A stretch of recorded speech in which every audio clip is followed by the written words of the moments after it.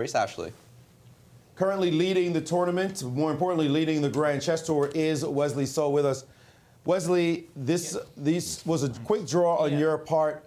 Usually players say, well, you've got the white pieces, you're going to go for it. Explain to us your rationale. Yeah, it's my responsibility. I mean, first, I'd like to apologize to people, also organizers, also to the fans for the quick draw. I mean, it's disappointing, of course, but as a professional player, I kind of have to make decisions which I think are correct. And actually, I'm not thinking about the tour points or the tournament standings, not one bit. It's just I'm not feeling very well today. I didn't sleep well last night. I think I've been drinking too much coffee. So I gotta minimize my coffee intake on that. So I wasn't feeling the best spirits. And there's sometimes, Richard is a very dangerous player. He's very strong. He's almost in the top 10 in the world. So there's always in the back of my mind saying, just be careful this game. Also, I've had history in the past before where in the back of my mind, I wanted to play carefully. Like, for example, against Nepomniachtchi 2 years ago in the Sinquefield Cup, I wanted to play carefully with white, and I wanted to make a draw at some point. But during the game, I was hesitating. I got a better position. I didn't know whether play for a win or play for a draw. In the end, I lost that game so badly. So I think, as a rule, if you want to do something, you can't hesitate. You just need to do it.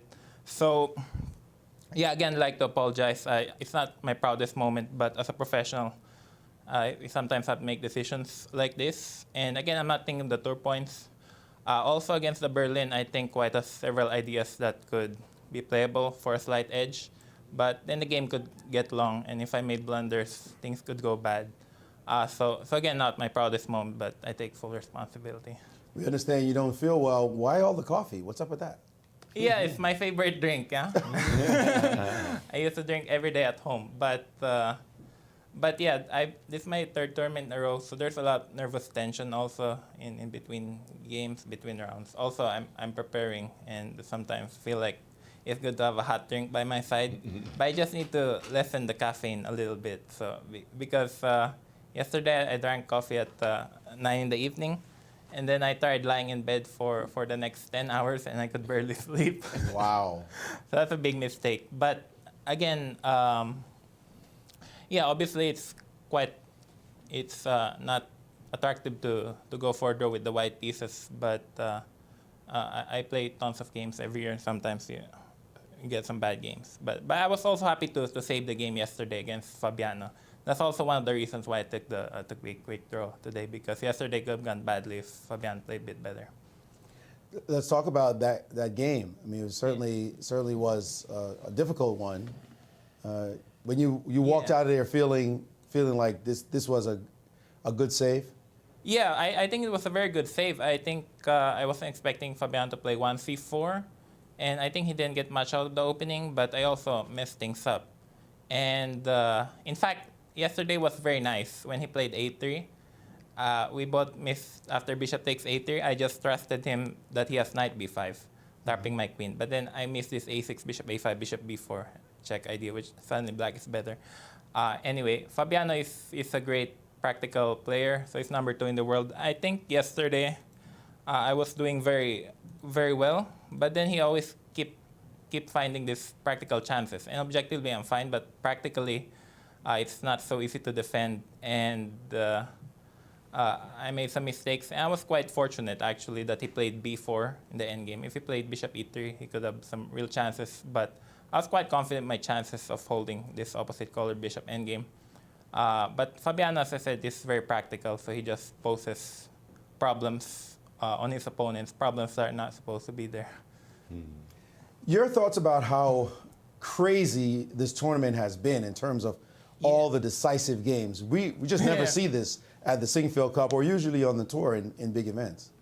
Yeah, that's true. Not classical, anyway. Classic. Yeah, that's true. Well, there are some clearly out-of-form players here, yeah, like Swierks and Peter, and everyone wants to get a point from those guys.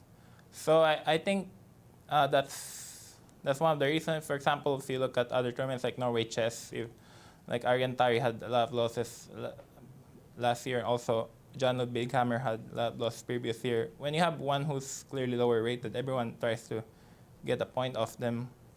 But also, 2 years ago, the Sinquefield Cup was much stronger with average rating 2782. So you want to play for a win with white, but at the same time, you don't want to overextend. You're playing a fine balance of playing for a win, at the same time not making a blunder. And yeah, I must say Peter Spidler is clearly out of form. And also we have some fighting players like Sam Shankland and Jeffrey Xiong here. Would you say that somehow the tour should try to include players of like diverse levels so that we can see this kind of fighting chess and you guys will be able to go for it more? Or do you want to stick with the old formula of elite players all the time? Personally, I like elite players because their ratings are there for a reason. I think if you invite the top 10 players in the world, I think that's what gives the most excitement. Maybe change the format a little bit. Maybe don't blame the players, but basically the format. Because, for instance, Taimur Rajabov makes draws, but his rating is very high. He won't be in the top 12 in the world if he's not a good player. So I think Grandchester has tried inviting new players like Badur Jabava or Ivan Sarik in the past, but they haven't really been able to compete for the top prizes. So I think ratings... He's got to defend my boy Saric there. He got second in the tournament very recently. It was his worst half that kind of ruined it for him. Yeah, you're right. I forgot about that combination. I have to thank Gary for that. Yeah, you become second and then you end up last. That's right. Gary had a poor tournament. Yeah, that's true. Yeah, so I must say, I think ratings are there for a reason. But you said change the format. What format Maybe. would you suggest that could make for more contentious chess? Because when you say excitement, the fans like to see wins. They like to see decisive games. And this tournament has 12 decisive games. 2 years ago, 12 decisive games in 4 rounds. 2 years ago, it was 12 decisive games in the entire tournament. 11 rounds. Exactly. Yeah, maybe. Yeah, chess is very objectively drawn these days. Engine always gives points 0-0. Maybe change format, like give slightly more points for the wins, or you have another. You make the time control shorter, and then if players draw, then they have to play again in a shorter time control. I think that's what's necessary. You would feel okay with that? Oh, I'd love to. Yeah, I played Norway, the Armageddon. I also like Rapid Blitz. I think I love the form. I'm still quite young, so I can adjust and I can play faster chess. But there might be other suggestions also. But I think the format maybe needs. Okay, we'll put your suggestion in the ballot box. Yeah, there are other extreme formats like you can't play certain openings or no castling, but that's a bit too extreme. But yeah.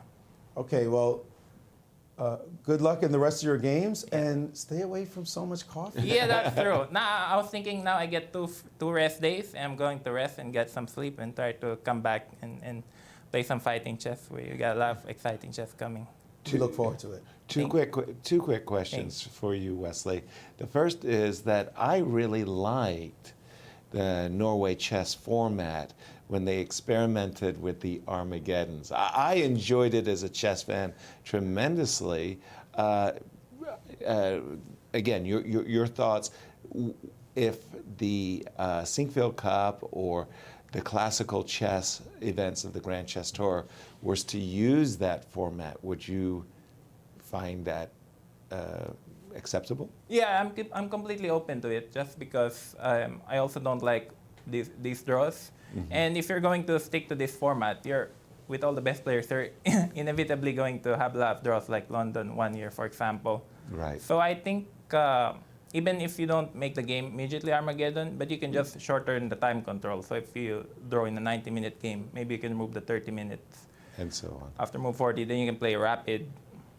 Or blitz, with the same colors. Yeah, or I think that would make much sense. Or maybe you can give slightly more points to the wins, like 2.5, and then 1 for a draw or something. Got it.